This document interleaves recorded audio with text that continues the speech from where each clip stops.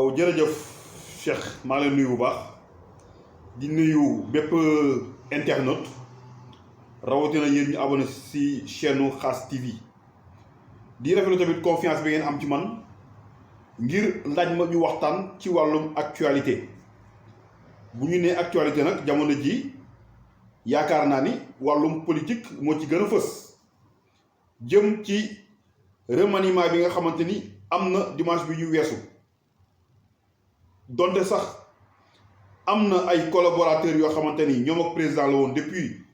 2012 su ko premier gouvernement ba tey ñu dem waaye nag sénégalais yi bu ñu ne actualité ñi ngi teg bët yëpp ci ki nga xamante ni moom mooy Idrissa Seck jiite parti bu ñu naan réew mi moom nag dañ ko jël def ko président conseil économique social et environnemental mu jur nag coow loo xamante ni ñëpp moom la ñuy waxtaanee bu ngeen ma ci laajee nag dinaa ci sawar a tontu waaye laataa maa ñëw ci question bi dama bëgg ñëw tamit fàttali ñi nga xamante ne dañoo yoroon ay ndombal tànk te teqali ko am si diggante ñoom ak président ci wàllum liggéey jëm ci gouvernement bi muy ki nga xamante ni moom mooy Amadou Ba di ki nga xamante ni moom mooy madame Aminata Touré di ki nga xamante ni moom mooy Aly Ngouille Ndiaye di ki nga xamante ni moom mooy Makhtar Cissé di ñoo xamante ni tey jii ci élection 2019 yi ñu weesu benn observateur benn analyste mënul woon taxaw waat ni tàllal loxoom teg ko ci kaamin waat ni ñii seen ànd ak président ci tolloog 16 mois kese lay toll ku nekk dee di dem mu nekk nag loo xamante ni mooy président la kenn mënul natt ay xalaatam ak ay calculam ñu bari nag nee nañu ñooñu ma xam dama leen lim dëgg la dañoo am ay ambition di yóotu maanaam fauteuil bi nga xamante ni moom la yor loolu nag nee nañu moo tax président daal di rëq seen digg waaye man naka laa ko war a mën a jàngatee ci beneen anam Idrissa Seck bi nga xamante moom lañ jël mu remplacer Aminata Touré parce que man dama yaakaar ni booy ànd nit di tàqali ko ak moom incompétence ñàkk mën wala tële ci li nga ko dénk moo waral ñu jël nit di ko dàq bu dee rek dañu ne la patrie avant le parti gëm naa ni ay nit boo leen dékkee ngeen di liggéey amul benn faute de gestion lu dul rek ñii dañuy xool sama fauteuil bii te bëgguma kenn xool ko nga dem jëli Idrissa Seck nga xam moo dafa ne il est né pour être président nga teggi Aminata Touré teg fa Idrissa Seck te kii mu leer xel ni yow kii moo la gën a bëgg fauteuil bi nga toog foofu la benn incohérence nekk beneen bi nag mooy coow li bari na trop ci Idrissa Seck dugg jàpp génnal man nag lu ma ci gis ak lu waral coow li keroog ba ñu ko déggee mu wax moom day mbir li mi di Idrissa Seck dafa ne njëriñu Sénégal moo tax mu dugg ñëw ànd di liggéey ak Macky Sall ndax toll na ci réew mi ci situation économique boo xamante ne bu si doomu sénégalais yi jàppul du baax mu nekk nag loo xamante ne lu neex a dégg la waaye est-ce que loolu moo am déedéet mënuma ko gëm parce que ki nga xamante ne moom moo fi taxawoon sikkal institution yooyu yëpp dégg ngeen ko bëgg démb Thierno Bocoum sax wax na ko nee na ñoom si seen programme dañoo waxoon ni bés bu ñu toogee naka lañ war a mën a def pour yaxanal xaalisu réew mi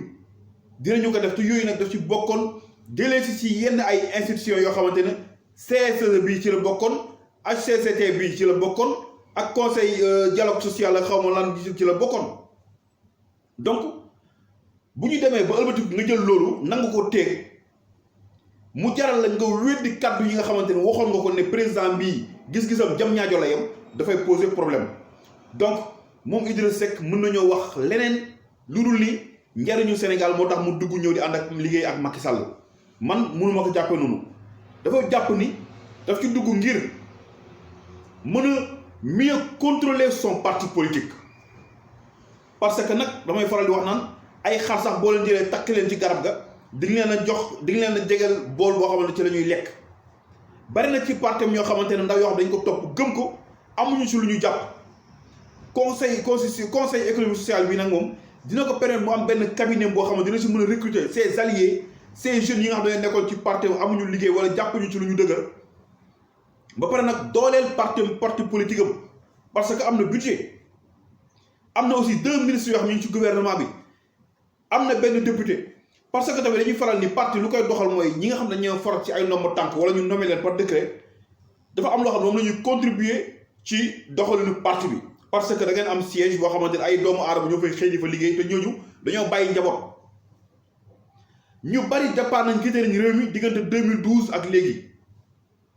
loolu nag moo tax Idrissa Seck nangu li pour mën a téye parti mën a téye ay nitam mais bu leen ñu gëmloo ni réew mi dafa toll foo xamante ne il faut que yow mu dugg pour mën a régler problème boobu mënuñu ko gëm vaar yi nag bari na te amul lenn loo xamante aussi manipuler nañ ko ci lépp ay waxam la te Sénégal yi dañuy gaaw a fàtte rek ñoom bu ñu waxee ñu ne 2007 ba ko Abdoulaye Wade di recevoir est-ce que da nga ne fàtte coalition jàmm ji bi nga xamante ni tey jii ba mu jëlee deuxième après élection présidentielle yi législative yooyu moom Idrissa Seck moo taxoon ba opposition boycotté woon législative yooyu est-ce que yéen a ngi koy fàttaliku ci coalition jàmm ji yi nga xamante ne moom moo ko taxawoon jiite ko waa PS di ñu ma bàyyi ma fenn Aminata Mbengue Ndiaye fësoon ci loolu il faut que nit ñi di ko fàttaliku loolu nag moo waral tey heure bu génnee ci coow yooyu rek ñu ne ko Idrissa Seck politiquement il est mort keroog wax na ko si conférence de presse mu ne man nee tàgg nañ ma ba tàyyi te ba tey maa ngi nii waaye nga war a bàyyi xel nag ni loolu ku la tàggee ak nga tàgge sa bopp du benn boobu nit ñi la doon tàggee naan dee nga deewagoo mais bii nag yow yaa tàgge sa bopp mu nekk ñaari choses yoo xamante ne c'est différent tey jii da ngay wax ak ay nitu réew mi sax billaahi dañu am kersa pour tontu la xam nga parti boo xamante ne aussi yow rek yaa fay liggéey yow yaay dem gis ñi nga war a waxtaan ak ñoom doo diisoo kenn base bi même information yu peuple bi am ñoom la ñuy amandoor responsable du moins am na si responsable yu bari yoo xamante ne yëguñu woon ni sax pendant des mois et des mois yaa ngi waxtaan ak président de la république léegi nag Macky Sall moom moo ciy sant rek ndax bu ñuy fàttaliku Macky Sall moom moo taxawoon ni lii di parti réew mi du juddu Sénégal ndax du ñu nangu suñu turu réew muy le pays réew mi nit du ko jël di ko tuddee ab parti politique am ndax réew mi ñun ñëpp ñoo ko bokk ñu ngi fàttaliku Macky Sall moo ko waxoon RTS bu ñu fa jógee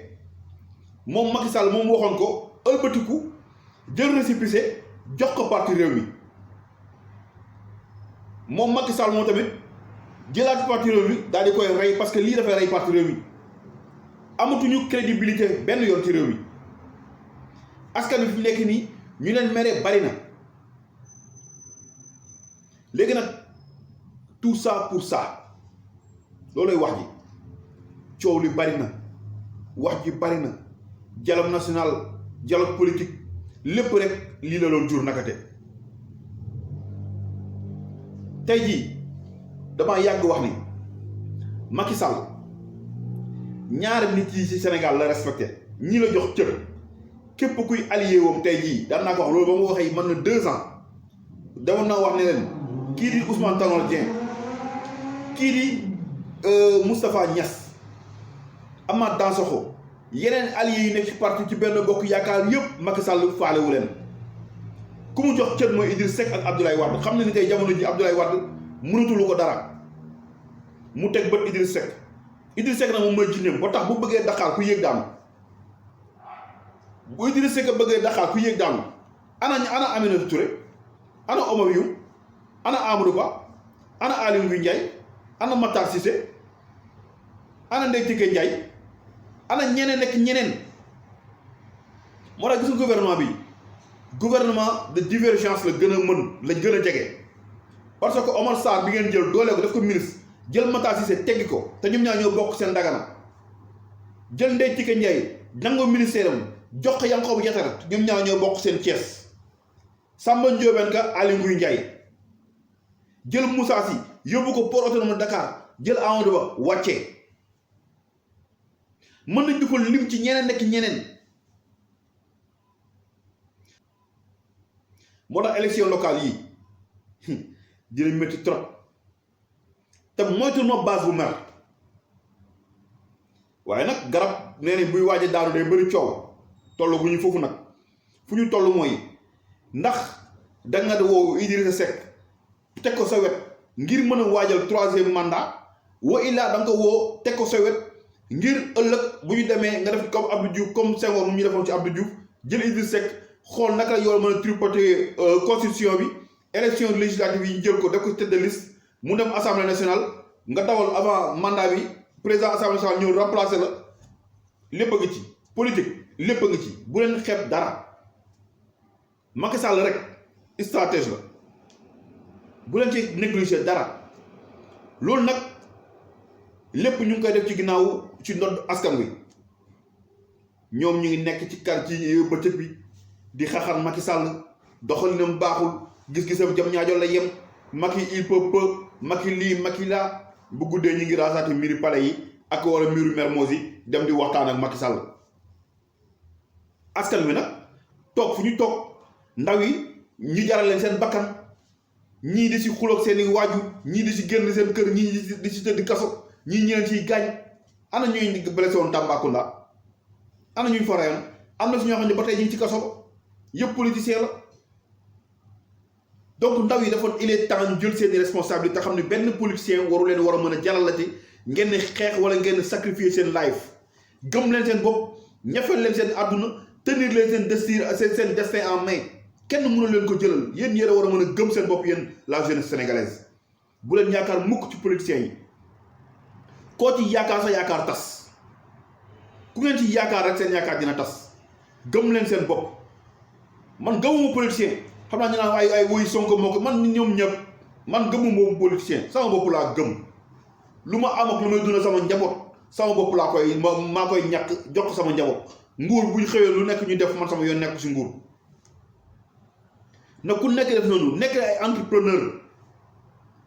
na ngeen gëm seen bopp. ana Ndiaga Diouf ana ñu ko yónni woon tey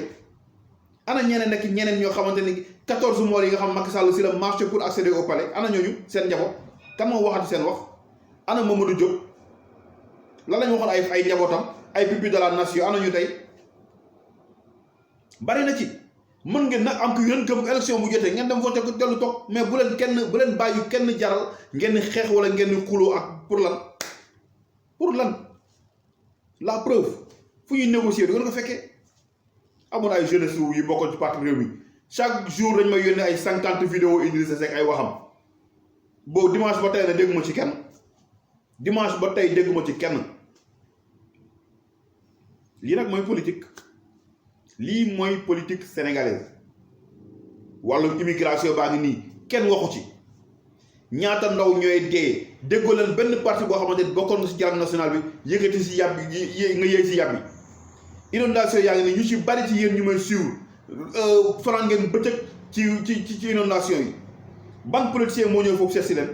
te bu doon élection yi la janvier février 2021 la